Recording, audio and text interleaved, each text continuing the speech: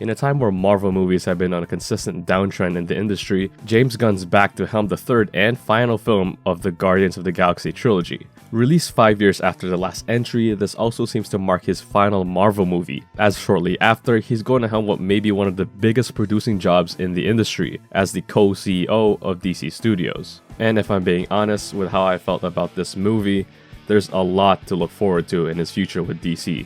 But before I get to the third movie, I always thought the second entry of the trilogy was a bit of a step down from its predecessor. Not bad, but it felt more standardized and formulaic, as if it felt like a James Gunn movie not made by James Gunn. It just felt like a copycat.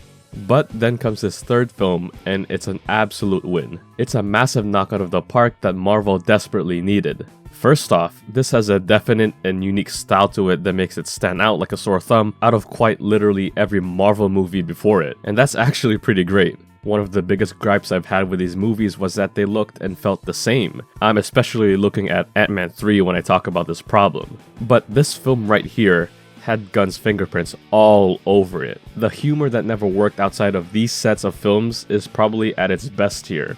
Some of that was absolutely aided with the group's chemistry throughout the years, but I felt that Gunn's directing here took another couple of steps to really give this last and final one his absolute all. His style is so infectious in this, literally every technical aspect is probably the strongest it's ever been by the studio. I mean, this actually looked like a movie and had legitimate and creative camera work. And don't even get me started with the color grading on this, because it finally looks like they've learned that A, not everything should be desaturated, or B, film colorists are sorely needed. Because not only does this look visually amazing, but it moved with intent and purpose, and I love that. Add to that the classic Gunn soundtrack and weirdness to it, it's perfect when it comes to its technicals. But the backbone of any film is its story, and it's really, really emotional. Get the news out of the way that 3 or 4 of the main actors plan on not returning to the franchise. This really is a somber story with Rocket Raccoon at the focal point, and it deals with serious topics a lot more head-on than these movies usually do, with themes of perfectionism, grief, and loss at the forefront, along with the very cold and extreme shifts to some gruesome visuals. It works, as from the get-go, it feels like they've really felt down and jaded. The vibe was off, and it felt like they were ready for a change of pace.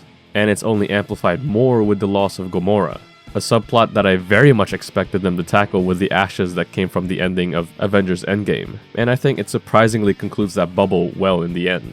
A subplot that didn't work was everything to do with Adam Warlock, someone who I thought was going to be the big bad here, and he just isn't. The real big bad here, of course, is Chukwudi Iwuji's High Evolutionary, who feels like he gets very little screen time in this. But the times he does get on screen, he gives everything. Probably the best performance out of every Marvel movie ever. He had a lot of potential to join that Thanos level of villains, but that didn't really manifest here. Dare I say, he's maybe a tad bit underutilized, along with Poulter's Warlock.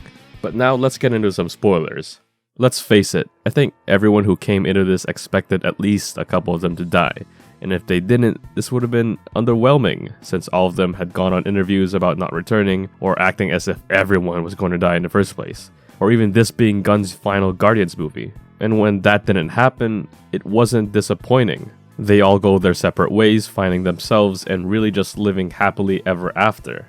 I think setting the tone in the first 30 minutes as to how the movie was going to go really helped that, heavily leaning on a more melancholic and sad tone. The second act was the strongest one by far. The comedy and bits were really peak throughout the whole movie, but they really went on a roll during both of those heists, and that was like an hour 30 of the entire movie, big plus. But I think when it really peaked in terms of action, because, you know, this is still a comic book movie, was the hallway shootout. I get it. The one-take corridor scene is an old page from the book, but it's still great. I really like that slow-mo was used, as well as each main character getting a kind of solo bit throughout the entire scene to get their own special spotlight. Also to note, Pom Klementieff's Mantis, absolutely an upgrade in her role compared to her previous performances. She actually feels like she's a part of the group now instead of a DLC character. Adam Warlock was a complete non-factor here. You could have removed him and nothing would have changed. Outside of his attack in the first 30 minutes, a complete waste of a character. But thankfully, he's not that much in this, so our main group gets all the spotlight they deserve in this final hurrah. And what a final hurrah it was. It's kind of disappointing looking at this. You could have said, oh, the MCU is back on track.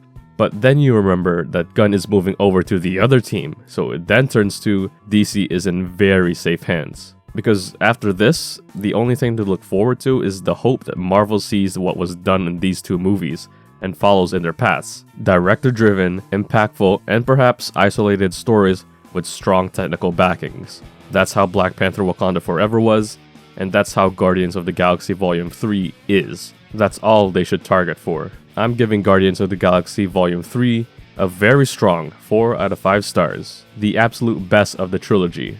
Don't forget to like and subscribe, and thanks for watching.